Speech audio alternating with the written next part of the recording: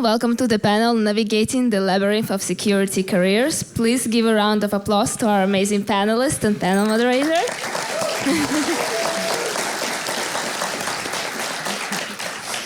Just a quick note, if you have any questions throughout the panel, please submit them to a Slido. You had either QR code outside of the theater or go to BSidesSF.org/Q&A and we'll address them at the end of the session.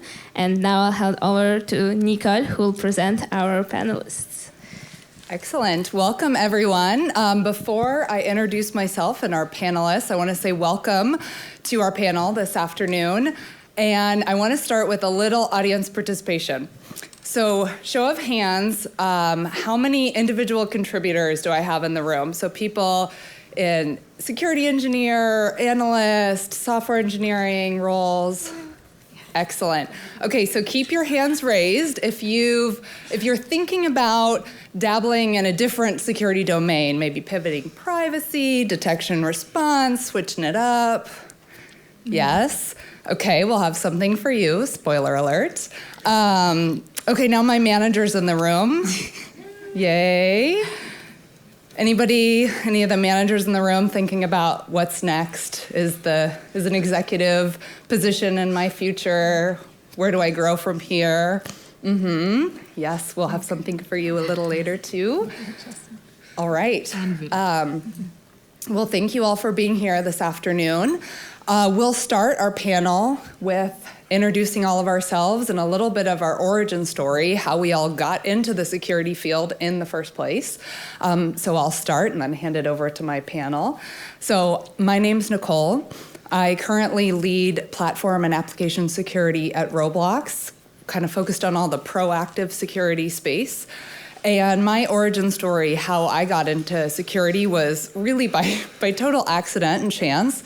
Started out as a full stack software engineer, and turns out during my time at Yahoo while working on identity, when you're on the other side of a state-sponsored attack, you become a security professional pretty fast. So that's how I got my start, and I'll be here for life now. So I'll pass it over now to Caroline. Hi, my name is Caroline Wong. I'm the Chief Strategy Officer at Cobalt.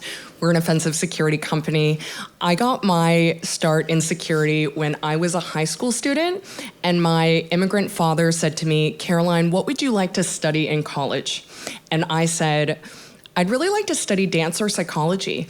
And he said, you're going to study engineering and you're going to attend the best school you get accepted to. And so I studied electrical engineering and computer sciences at UC Berkeley.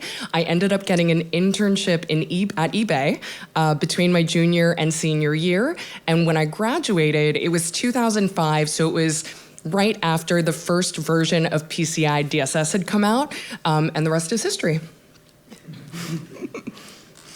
Hi everyone, Swathi Joshi. I'm currently VP of SaaS Cloud Security at Oracle SaaS. So my team's remit is securing Oracle applications that sit on the cloud. Previously, I was with Netflix leading their detection and response team. And before that, I was an incident response consultant with Mendiant. Very much unlike Caroline and Nicole, I did a very intentional switch to security.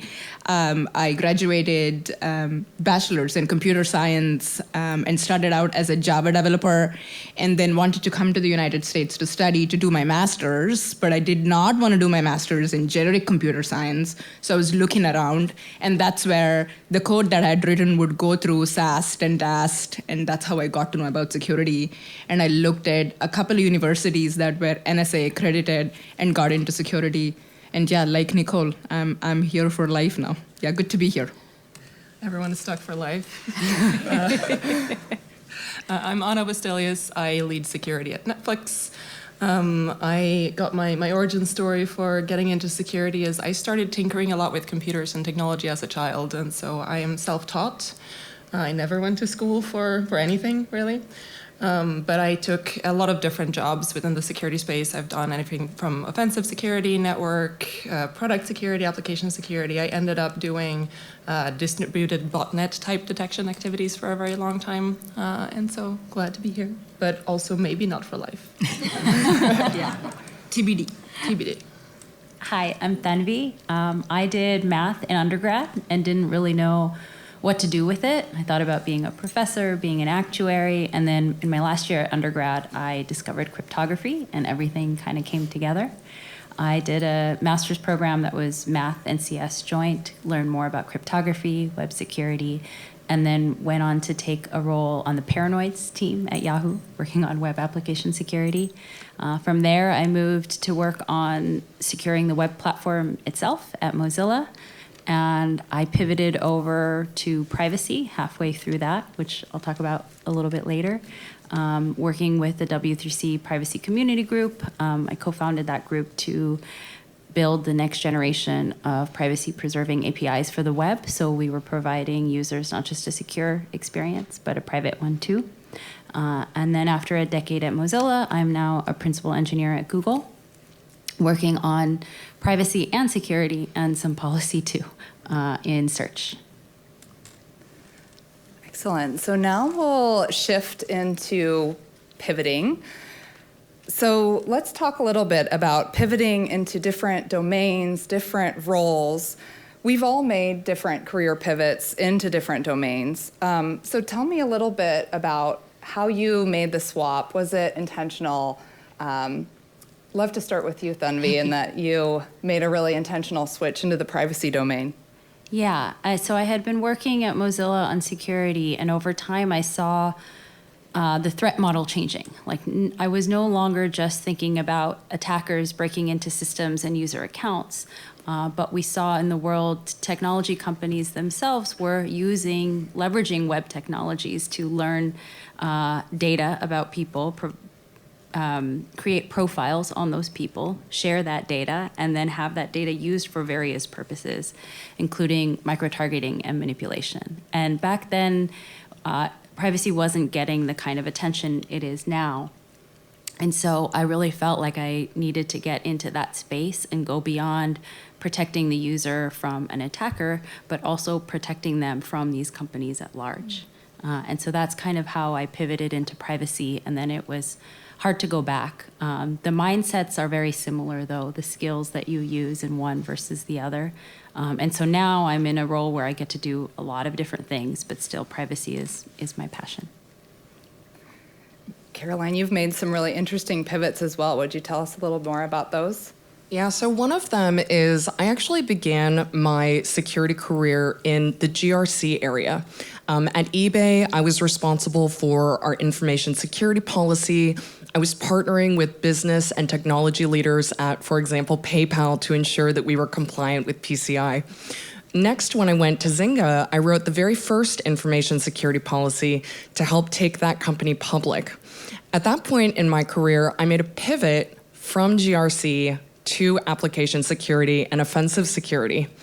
Now, because I began at eBay, I did have some exposure to web app security, but it wasn't really until I began to do management consulting at Cigital, particularly as a BSIM practice lead, and then currently at Cobalt, where I focused a lot more on the offensive security side. Another kind of layer of pivoting that I want to share has to do with kind of going from policy towards more quantitative. So I think of both of those things as being under an umbrella of risk management, but certainly to shift from a policy and compliance view of the world to kind of a quantitative testing view has been really fun to kind of change it up. Yeah, I think for me, it was, to answer your question, Nicole, like, is it easy to pivot? It's not. It is hard, but it's doable. So I had a little bit of a swing between generalist and specialist. So early part of my career, I was focused on doing proactive security, AppSec, risk, compliance. I was a security analyst. I started my career as a security analyst in the SOC. So I'd done a lot of preventative security things. And then I interviewed with Twitter and Google, and both of them rejected me. And they said, we love you, you're amazing, but we don't know which team to put you at. So I had become a generalist at that point, and I realized, okay, I need to kind of go the specialized route. And then throughout my career, I had gotten really good feedback that, hey, your crisis communications, calm under pressure, like you're great with incident response, you should try that. was also, I hadn't done the defense side of the house. So I decided I want to do that. But it was difficult to get a job at Mandiant. I got rejected once, had to do the interview again, and I got through. So the 6 years then, 4 years at Netflix and 2 years at Mandiant, I was focused on defense operations. So at that point, I had preventative experience, defensive experience, and then I was like, okay, I want to do the whole thing. And that was difficult too. So now I kind of had to dig myself out of the hole I dug myself into. I was a DNR leader, and now I wanted to be a security executive. So I had to go back to proving that I could be a generalist and could lead. So yeah, it was not easy, but it's possible. Mm-hmm. And then let's chat a little bit about making the switch from individual contributor to people leader, manager. That's something for me, I resisted for many years in my career and eventually was ready to try something new, try a new challenge. I'd love to hear about your journey from being more on the adversarial red team, hands-on Anna, to being a people manager. Yeah, and I think, first of all, I think women especially oftentimes get sort of forced or corralled into doing leadership roles because there is an understanding or a prejudice that we are more soft-spoken or perhaps have better people skills or whatever. And so I think I also resisted that for a very long time. I think my move into management was frankly not a choice. It sort of had to happen. They did not really have any better alternatives. And so I stepped up into something that I wasn't particularly comfortable in at all. But I ended up loving it. But when I do management coaching for people who are interested in moving into management, we talk a lot about motivation, right? Are you ready to stop doing the thing that you want to do every day and instead support others in doing it? And are you also ready to let others do the thing enough that you let them fail in doing it without you stepping in and doing it for them? Mm-hmm. I think one thing for me, as I became a much more senior IC, it became much more nebulous for me, like what does growth look like? I'd love to hear a little more about your journey in growing in very senior and specialized IC roles, Tanvi. Yeah, I really enjoy the fact that I got to stay on the IC track as a principal engineer, and that there are companies that have principal engineer, distinguished engineer, fellow, like areas to grow on the IC track. I find that you can wear multiple hats in this role. Like sometimes I go very deep into a technical problem and figure out how to solve it. Other times I'm figuring out what's the product strategy for privacy and security. Other times I'm working across functional teams trying to deliver on something. So you get to kind of dabble in a lot of different areas, and it's a very unique role that allows you to do that. It's not so much like, okay, you're on the management track, this is the way you go, etc. The other thing I'll say is I did manage for a year, but I almost got into management multiple times for these reasons that Anna talked about, soft skills and leadership skills. And I kind of told myself that, those soft skills will be there. I'll have them in the future. And right now, I want to challenge myself technically. So I'm going to stay in the technical role. I also had another reason, which I was raising 2 small boys. I had 2 kids. I thought on a management track, I'll have to be on the hook at a specific place at a specific time. And sometimes I might not be able to do that. So let me stay on the IC track, and one day I'll do management. And here I am, still on the IC track, and very grateful that I stayed in that role. Swathi, I know you've made a few switches from individual contributor or manager back to IC, and tell me a little bit more about that journey for you.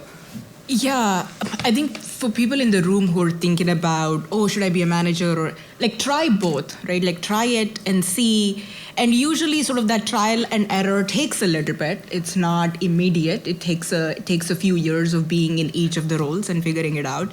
Yeah, so very similar to Anna, I was the founding application security engineer at Gartner, and then the team grew, and then there was no manager. So I kind of started doing the job and then asked for a promotion. So I kind of moved into the manager role.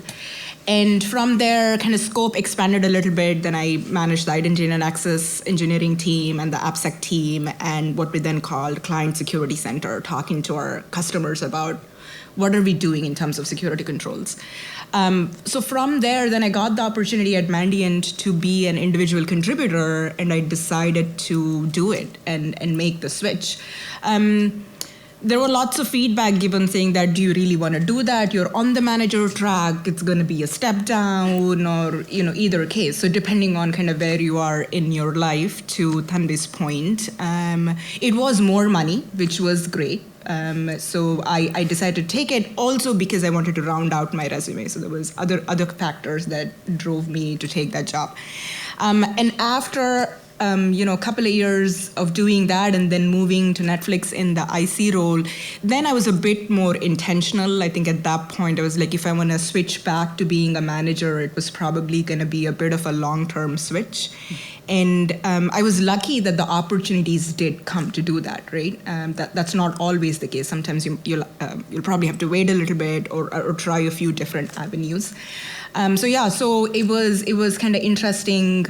So I think from now on, I think I've gone too far down the lane now. So never say never, but I kind of don't see me switching back to an IC role in the next few years. The other kind of pivots or switch was also interesting for me was going from security consulting into Netflix being consumer security and now to Oracle being enterprise security. So at each stage, I had to kind of unlearn what I had learned in the previous role and kind of learn new things. So that's something that maybe you all would want to consider too in terms of different industry and different flavors of security programs. Yeah, and I'd love to double click on that. I know I often think about working in a tech company, being on an InfoSec team, and that is what a security career looks like. But I'd love to explore with the panel a little bit about what working at a different type of company might look like, working at a security company. So I'd love to hear about your experience, Caroline, being a senior leader at a security company. Yeah, so, I do think that a lot of us, when we think about jobs in InfoSec, we think about being on security teams defending a particular company. And I had so much fun doing that at eBay and at Zynga. And it's just an entirely different type of job than when you're working for a security vendor. Kind of the team practitioner role, you're kind of getting hit on all sides all the time. There's a lot of kind of reacting to what's going on in the business, what kind of incidents are happening right now, what's a priority, and certainly, the whole point of security is to secure business value. And so there's always kind of this like, okay, where's the business going? And can security kind of try and get in front of that, try and get integrated with that? My later career experience as a consultant, working in product management, working in strategy for security solutions companies, it's totally different because it's not solely about risk management. It's actually about how many customers can we help? How many different problems can we solve for lots of different types of people? And so it's a very kind of different thing. And I think that, there are certain types of skills and experience that are really valuable on a security team. And at a security vendor, I think that, the skills of the universe of possible skills that can be applicable is really expanded. Whether a person is customer facing, such as in a sales or marketing job, or product or engineering or even finance. So for anyone in the room who may actually not yet be an InfoSec, but if you happen to have a lot of experience or skills from a different domain, then that might be something to look at and consider. And I'd love to turn it to you, Swathi, and hear a little bit about your experience working at Mandiant, shifting from that experience into a tech company. Yeah, the consulting experience, I always kind of tell some of the junior folks that if you ever get an opportunity to work as a consultant, I think it would be a really great one, or any type of customer support function, to be honest. Yeah, I will say though that life did come a little bit at a personal cost. I had a young daughter at the time when I joined. My daughter was a year and a half, so a year and a half into 3.5 for the 2 years. I would take a couple of trips a month, but they add up, right? Like in 2 years, you miss ballet recitals. My husband would be by himself, date night, eating alone, and be outside on a call. But that adrenaline rush is amazing. You learn quite a bit, and you also learn how things are done in different industries. So I was managing a few different clients: healthcare, oil and gas, tech. So you really kind of get a real slice of view of how these things are done in different environments. And then you're also really thrusted into a high stress situation. So I think stress management, executive communication, and really mixing that with kind of technical skills, it's like this on the go job that you really learn. So stress management I really learned in that job, and which has proven to be quite useful throughout my career. And then when I came to Netflix, I was so used to the consultant life of, have an agenda, you're going into the meeting. And at Netflix, it was like, we're going to have a hallway conversation and we're going to do this. You also have to adjust to how every organization talks and how decisions are made in organizations. And then when I moved to Oracle, this is a completely different role, right? So in this role, the skills that's needed downwards, it's very different from skills that needed upwards. So the skills that are needed for my team is you have to be very technically savvy. You have to know about ethical hacking and red teaming and GRC and detection engineering and what's going on in each of the areas. And then upwards, I really have to be able to communicate effectively about risk, explain very complex topics in a few minutes and make a decision and move on. And then the skills needed sideways to talk to my peers, talk to my peers in engineering and in operations or in HR and other functions are persuasion and influence. So with this exec role, you really sandwiched between kind of different priorities, and you use every tool in your toolbox to be effective. Absolutely. And to that point, I'd love to hear quickly from every panel member, as you've grown in your career, what are one or two skills beyond, technical hard skills, if you will, that have really helped you to grow in your career? I would say communication is key, and I think Swathi touched on something in your previous answer there around consulting and how it really exposes you to the need to communicate clearly for different audiences and having to learn a lot about that. I think one of my biggest, where I've learned the most was working nonprofits for a long time, where you have to wear so many different hats, mostly in places you might not be trained in, and learn things really quickly. And I think that really, really helps in all these different areas too. But communication, I think, is the key skill. Yeah, I think along with communication is like understanding who you're communicating to and what their value system is.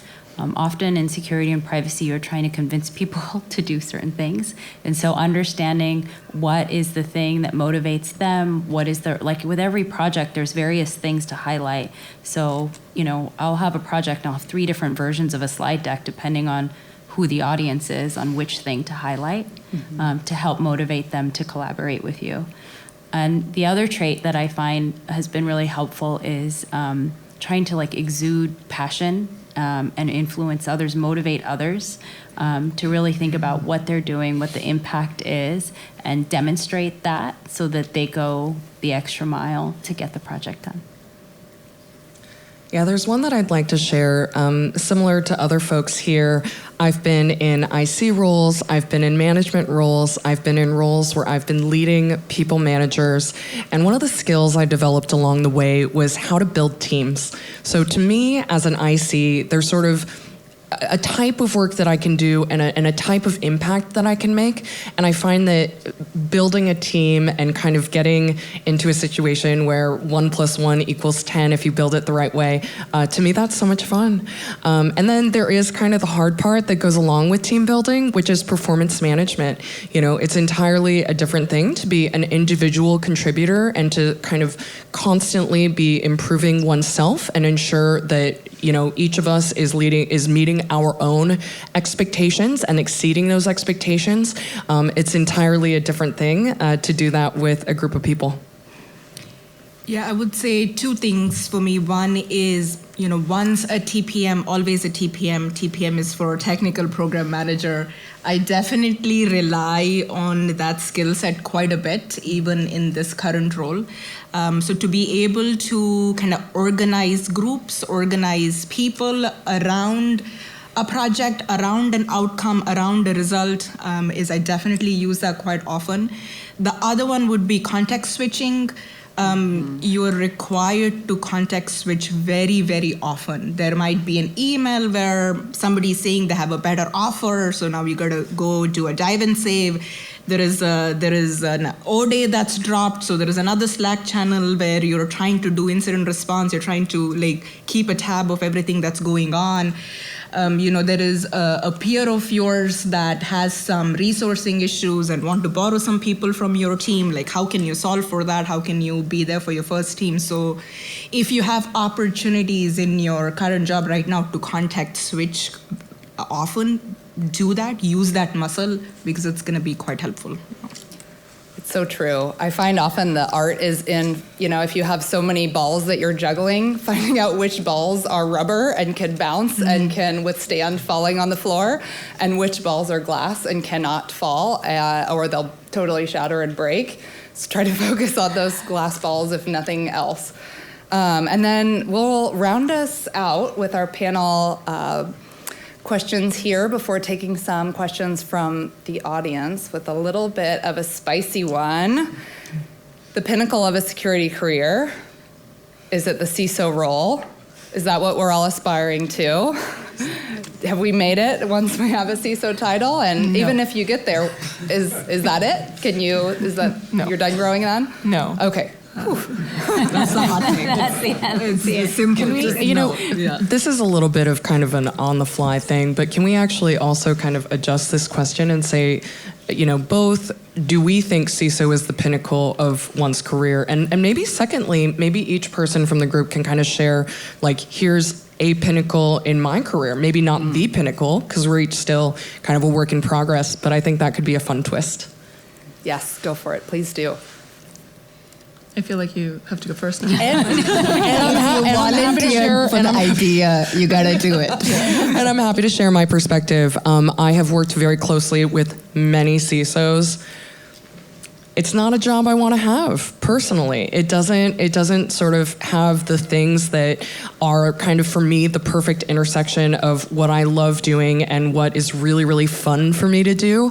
When I think about a role, I'm really thinking about how can I maximize my positive impact on the world? And for me, CISO just doesn't happen to be that thing.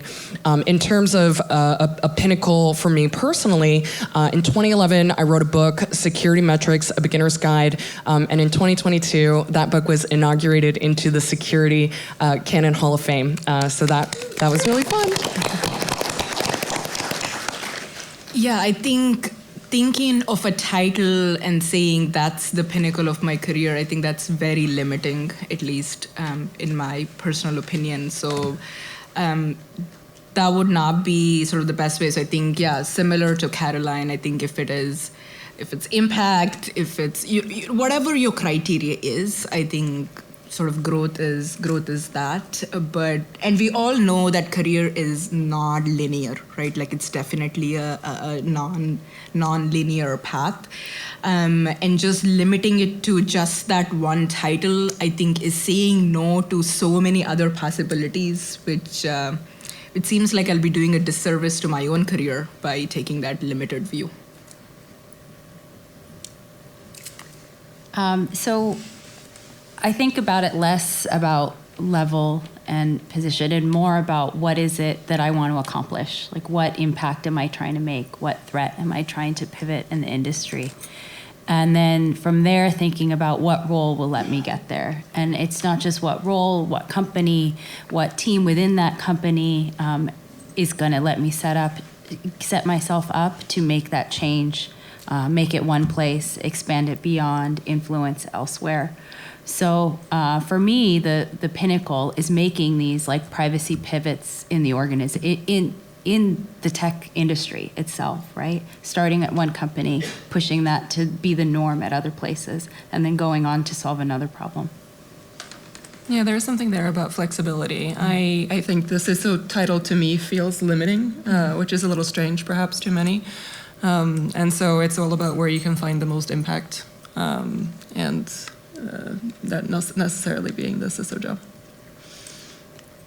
Thank you all for that. And we have 15 minutes left, so I'm going to peek at our Slido and see if we have any questions from the audience.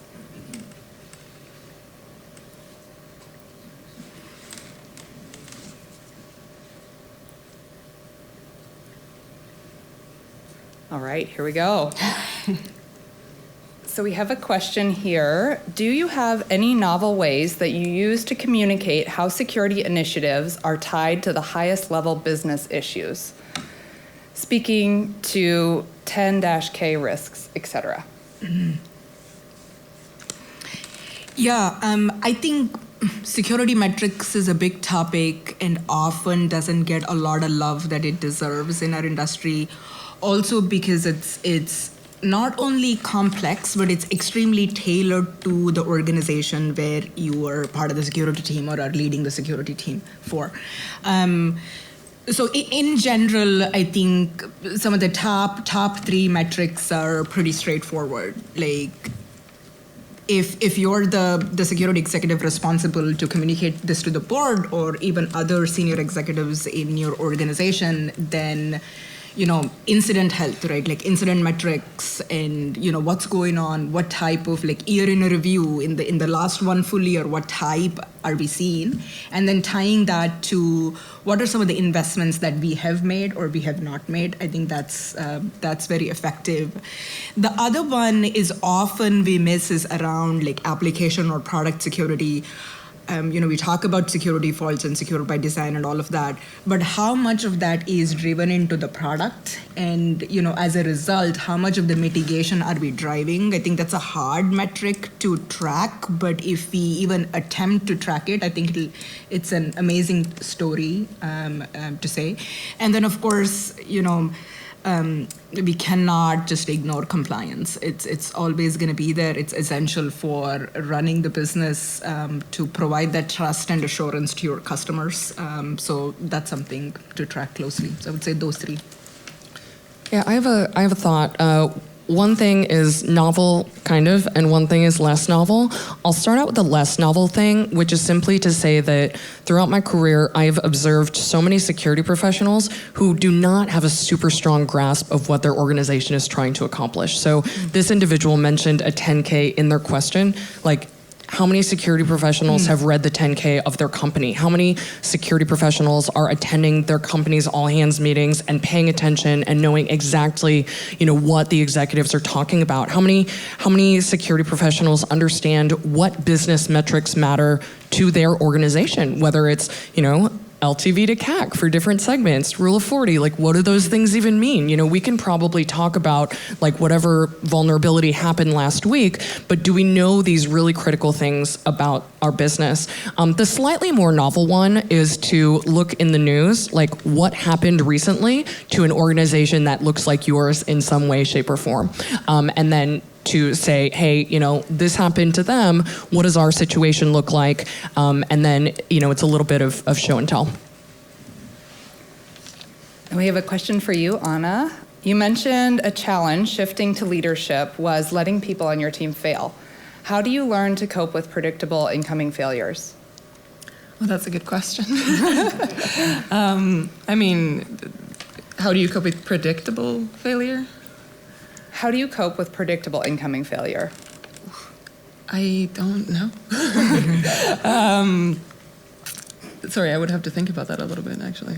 Does anyone else have a good answer to that? I have a quick So thought. yeah. Go ahead. No, predictable incoming failure, as in if you're seeing something from far and it's gonna fail, that it's a really rough position to be in. So you gotta then either it's like you're trying to, if the ship is not going in the right direction, then you gotta steer the ship. So maybe it's a vision strategy. Yeah, If it's a performance thing, maybe it's like telling your managers to coach this person because you see so much potential. So it could be. Yeah, and whether or not the decision that you are going to be making is retractable, right? We should take bets Yes. all the time. And if the decision that you're making is going to stick and be really, really hard to retract, then perhaps we don't have as much appetite for risk or failure in that sense. But I think if we believe that the decision that we're making can be undone and we can pivot, then I think that's really where you let people fail a little bit more, perhaps. Exactly. I think all of us, we learn from our own, trials and errors, and it's important, I think, to help normalize, like, taking risks, and having a little failure is okay. It's part of the journey, right? I'm going to jump down to one that speaks to me personally. I've made a few of these pivots. We have a question from the audience. Is it easier to pivot internally within an org or doable when switching orgs too? I've done 2 job switch and security domain switches. I think for me, it's just about building an external network and proving myself capable of solving different types of problems and learning quickly. And that, I think, has helped me to make different both job and company and security domain pivots at the same time. When I joined Netflix, I got the recruiter reach out. I was working on identity and access management and wanted to go deeper into the security space. So when the security team reached out, I thought, hey, I'm gonna take the call and see what happens. And I, ended up taking that opportunity. Similarly, in my current move to Roblox, was having, lunch with my current boss, and he said, hey, we have to build a security org. Pick your domain. And I was like, that sounds enticing. I think I'd like to make a pivot. So I think definitely, just be open to those type, don't hop too much, but be open to those types of opportunities as they come up. I'd love to hear also on the question, right, whether or not to do it internally or externally, I think almost always internally, it gives you a lot more opportunity to grow and learn and to make mistakes. It's really hard to pick up a new job in a new place where you don't have familiarity with the rest of the stuff, right? If you know your job really well, you might know all the context for how the business operates. And so if you pivot within that space, it's going to be a lot easier. Here's an interesting one. What does executive presence mean to you?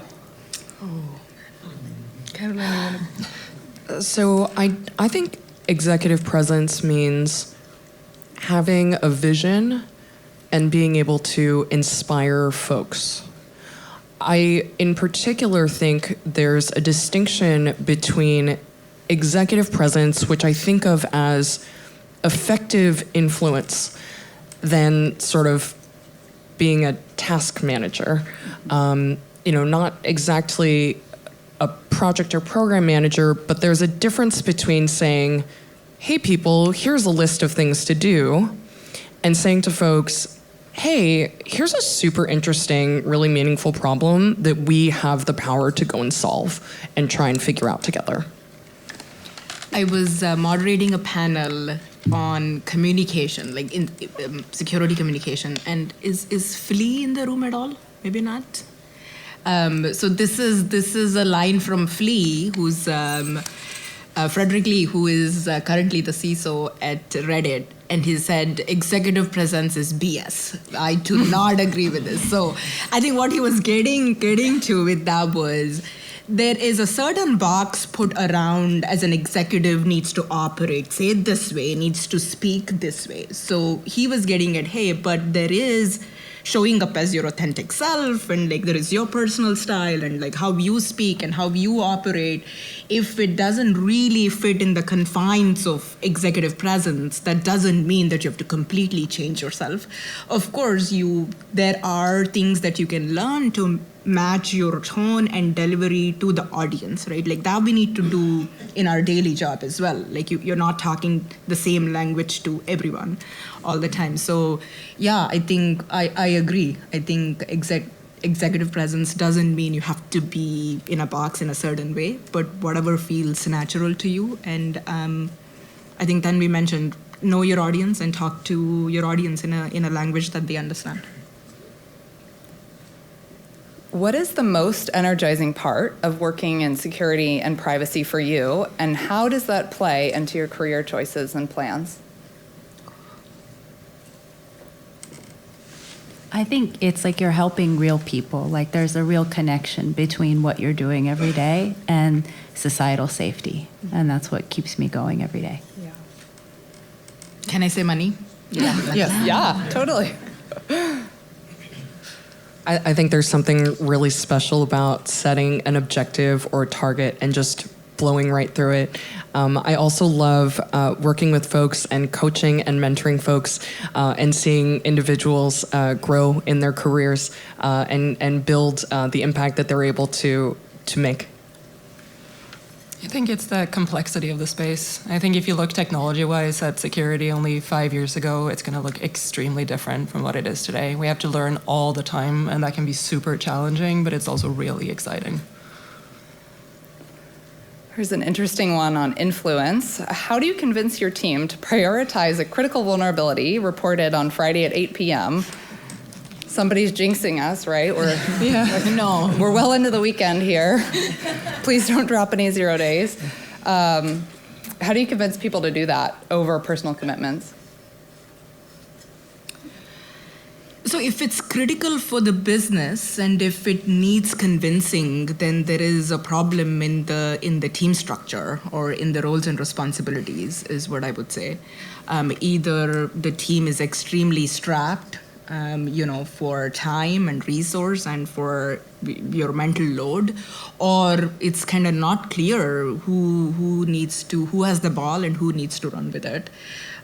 So I think, my first approach would not be to trying to convince anyone of it and trying to figure out why are we here in the first place and why is there confusion around who needs to do this. Yeah, I think it's a process problem from two directions. So the first process problem is, why is there a critical vulnerability in the first place? And that's not entirely a solvable problem, but there are processes that you can put in place to lower the chances of that happening. The second process problem is that it sounds like there's no business process to handle something like that. And if it is critical, then having a critical thing happen when team members are unavailable is not sort of the right setup. Is this a good time to plug Ariel's democratized vulnerability management program that she spoke of earlier today? Yes. With speaking of the CISO being the pinnacle, with the SEC rule changes, do we see the new pinnacle as being a seat of the board to influence security strategy at the very highest level? Oh, spicy. All the responsibility, none of the liability. Exactly. You got to keep it interesting on a Saturday night. There's been discussions. There's been lots of discussions about. Unfortunately, kind of some of the SEC rulings come down to two things. One, it comes down to discussions about who should the CISO report to, and then the discussion moves to why we need to have more CISOs on the board. I would honestly love to see us as an industry come up with more than those two solutions, because let's really be honest, like where the CISO reports, I don't know, I think it's arguable, right? Like it's whoever in the company is able to open doors and help you get a table at the seat, helps security get a table at the seat. And sometimes that's not always the CEO. The CEO doesn't have the time or the resources, and sometimes it might be the CTO, sometimes maybe the CTO doesn't have the time. So I think it's not so useful conversation to talk about like where does the CISO report to and how does that change. Obviously, we don't want security not being prioritized at the highest level of the company. We do need that. There needs to be a cultural shift. I think there is merit to, we need to have more CISOs in the boardroom. I do think that it makes the conversation front and center. And if somebody has sort of that security bend of mind and mindset and knows how hard it is in a highly cross-functional matrix environment to be successful in that role, and if they can explain that to the rest of the board, I think we can drive some change there with that. Yeah. And with 1 minute left here, I'd like to round us out with this really nice closing question. This has been great. Any resources you would recommend? I have one, which is that today you've been able to hear from the stories of a handful of us, and there's a lot of resources where you can learn about more people's security careers. I host a podcast called Humans of InfoSec. We've got actually some of my guests here in the room with us, and there you can find stories of more than 80 different information security experts, and everyone's story is totally different. So if you want to learn more about, more and more variations on how to do this thing, check out Humans of InfoSec. I can also recommend a very recently published book by Will Bengtson and Mark Halleck called The Security Path. I think that there will be some hard copies tomorrow. Signed. Yeah, Yep. signed hard Signed. copies. Ooh. And a code BSidesSF. Well, thank you all so much. Thanks, everyone. Thank you.